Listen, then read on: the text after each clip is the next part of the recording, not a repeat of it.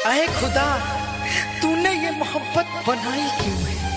अरे खुदा, तूने ये मोहब्बत बनाई क्यों है? जब ये मोहब्बत बनाई है तो इसमें जुदाई क्यों है?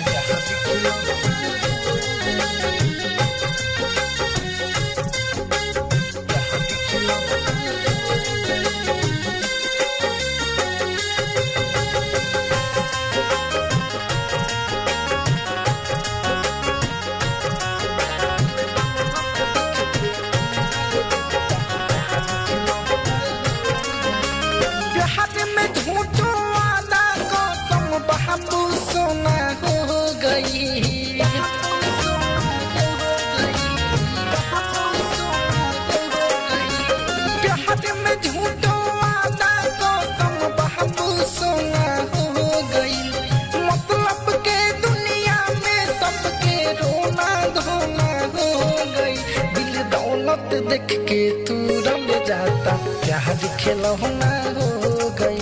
दिल दौलत देख के तू रल जाता, प्यार खिलौना हो गई।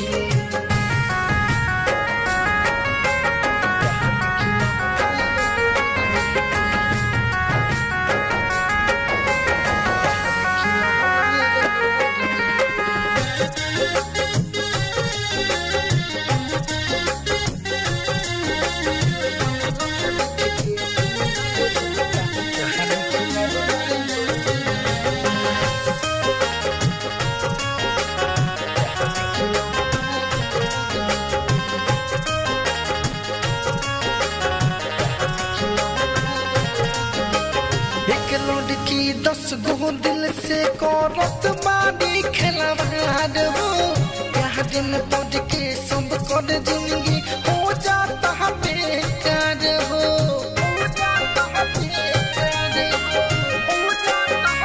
सुना ना, एक लड़की 10 गो दिल से करत बानी खिलवाड़ हो। प्यार में पड़ के सब कर जिंदगी हो जाता बेकार हो।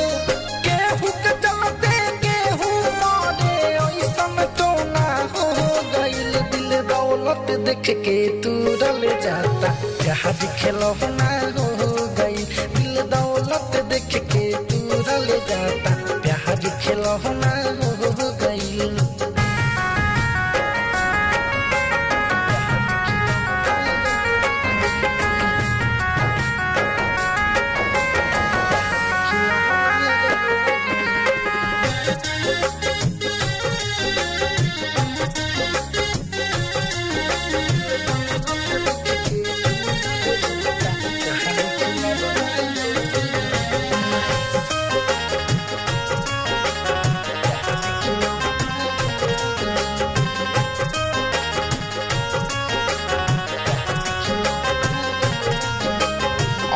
से आगे न होता बे हमारा नसीब से।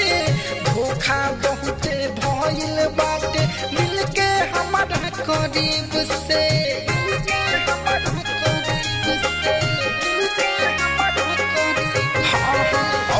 से आगे न होता बे हमारा नसीब से। धोखा बहुते भइल बाटे मिल के हमारा करीब से। रही तो हदियम कहेलाई का हम घिनौना हो गई। दिल दौलत देख के तू रल जाता, प्यार खिलौना हो गई। दिल दौलत देख के तू रल जाता, प्यार खिलौना हो गई। माँ अम्बे रिकॉर्डिंग स्टूडियो रक्सौल।